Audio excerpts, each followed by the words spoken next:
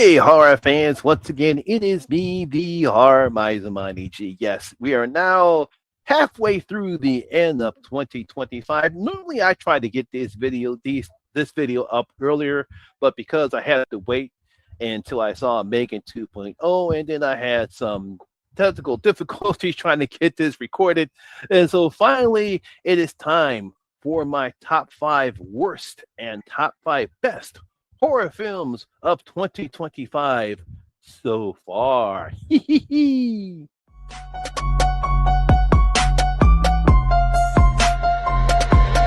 ready for this?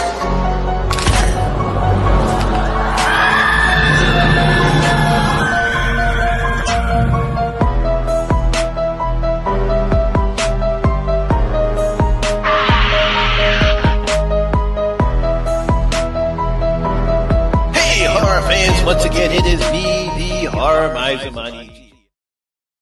So far in the year 2025, we had a pretty good year of horror films. We had some very decent horror films, obviously, with Sinners probably not just being the best horror film of the year, but probably the best film overall, along with Bring Her Back and Companion. Then, of course, we had some real terrible horror films like Fear Street. Fear Street, Prom Queen, The Electric State, and of course a couple of Popeye horror films. So what I like to do is I like to get the bad news out of the way. So here are my top five worst horror films of the year so far. Starting with number five, we have The Electric State. Now, The Electric State starred Millie Bobby Brown and Chris Pratt. It's about humans put all these robots into this electric state that they had an uprising and their robots lost. But all of a sudden, Billy Bobby Brown is visited by some robot that supposedly have her brother's soul. Her brother supposedly have died sometime in the before everything went to hell, and so she and her so-called brother and Chris Pratt's character go on this road trip to try to find his soul. Now, unfortunately, what makes it so bad is that unfortunately, Millie Bobby Brown and Chris Pratt they have no chemistry whatsoever. The film has very condescending. It very doesn't have any really good values in the film at all. There are some decent practical effects with the robots. I do like that. There are some nice moments between Chris Pratt and Anthony Mackie's character, who plays a robot too. But unfortunately, it's just a waste of time. Really, nothing interesting happens. Also, Giancarlo Esposito, he's also wasted in this film at all. So coming in at number five is The Electric State.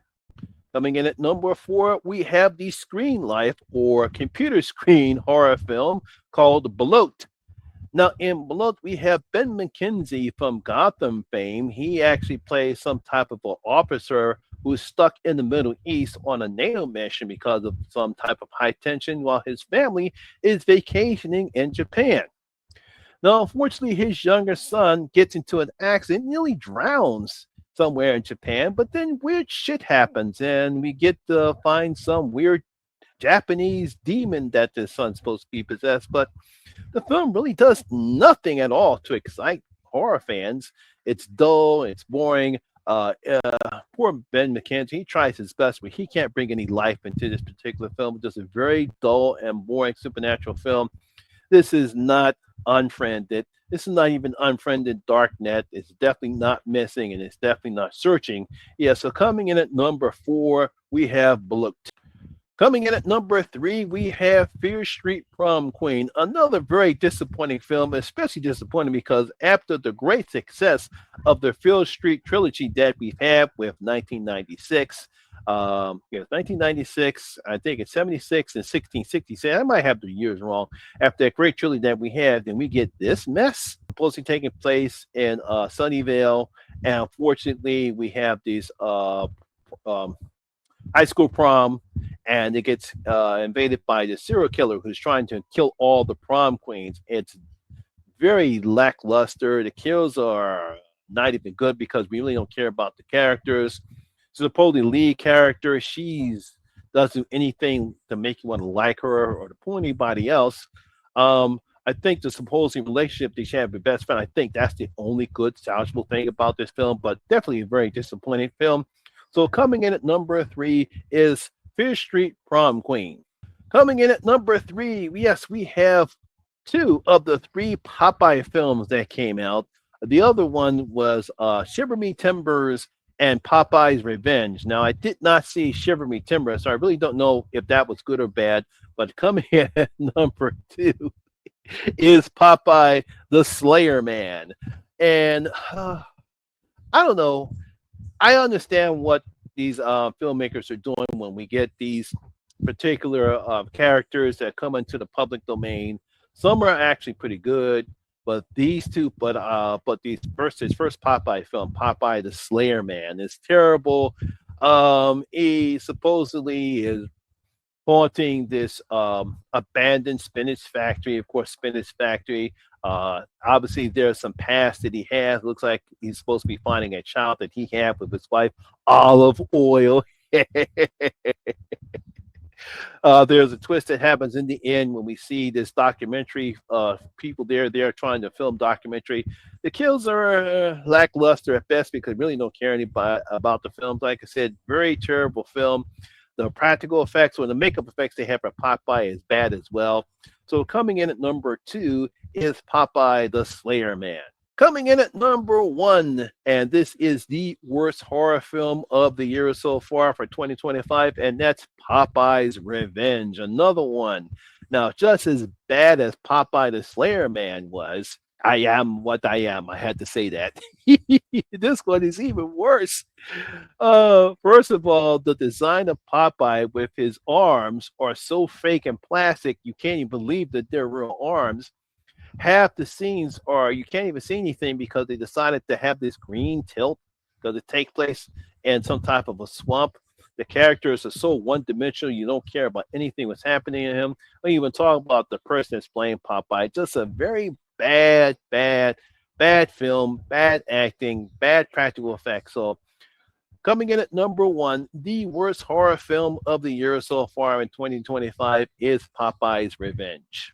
Now that we got the bad news out of the way, let's talk about all the great horror films that came out this year in 2025. Starting with number five, we have Final Destination Bloodlines. Now, obviously, when this was first coming out, they were making another one. We really didn't know what was going to be. Mostly all the films in the Final Destination franchise are pretty good, especially the last one because the last one kind of trips you up at the end because we actually thought it was a set in modern times. We find out that that's actually a prequel to the first film. But this one was quite surprising. It was decent. It was great. We love the opening scene where the person has a premonition, sees them at some restaurant in Seattle, and their disaster takes place. That was done very well. I love all that scene that took place right there. Uh, this one has a family integrated into this one, based upon the first character and what happens to her family. A lot of great practical effects. Great acting from all the cast members. Really did enjoy this one. So coming in at number five is Final Destination Bloodlines.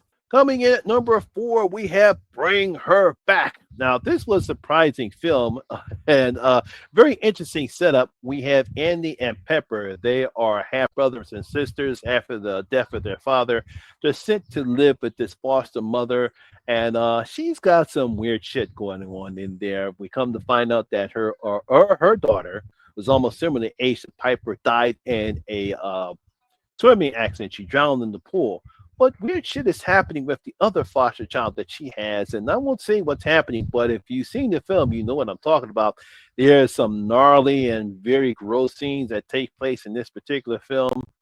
And I really did enjoy this film. Great acting from the child actors and from the person that plays the crazy mother. So coming in at number four is Bring Her Back. Coming at number three is Companion. Now, I'm going to say that I was not surprised of the so-called twist that took place when we found out that Sophie Thatcher's character Iris is a companion robot.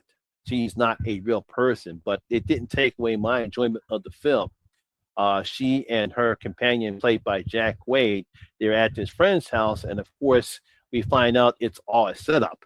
And Sophie Thatcher, who is great in this particular role, and she's great in she was great in Yellow Jackets, and she was in another horror picture I called The Boogeyman. She was great in that too, even though I didn't like that film that much.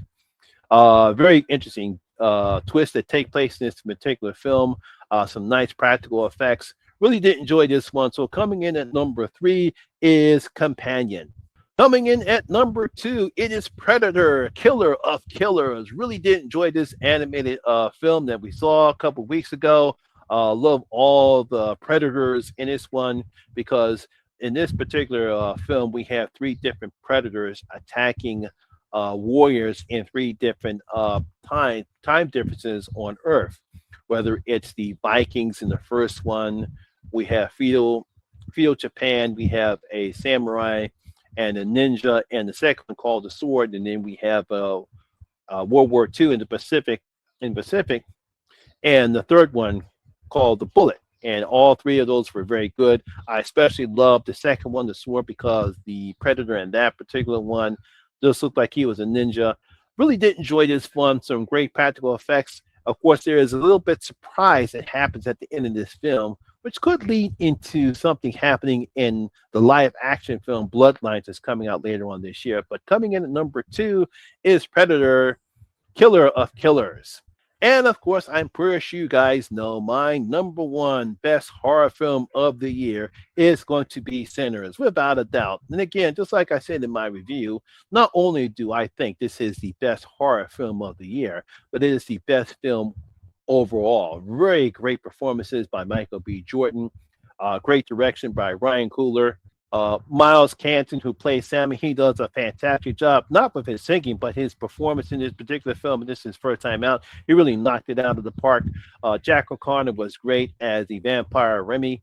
And of course, some nice, decent songs. Of course, that Irish song, I cannot get enough of that song, Rocky Road to Dublin. Really love that song. But a fantastic film overall. So, number 1 horror film of the year and number 1 overall film of the year is Sinners. So there you have it, my horror fans. That is my top 5 best and top 5 worst horror films of the year. Obviously, we have some more horror films coming out for the remainder of the year. Obviously, we have Jurassic World Rebirth that's coming out. We have I Know What You Did Last Summer. We have Weapons coming out. We have the film called Together. That's going to be a very gross body horror film, and some other horror films as well. So we're looking for a great year as 2025 rolls on. So there you are, fans. That is my video for today. Hope you did enjoy it. If you did, please give it a thumbs up, like, and share. It really helps out with that YouTube algorithm. Also, if you're new here, please hit that subscriber button, ring that notification bell. That way we notify anytime when I put a new video such as this one. Once again, my name is Lamont Smith, better known as the Horror Miser Money G. And always remember that rules. And I see you in my next video. Guys, stay safe out there.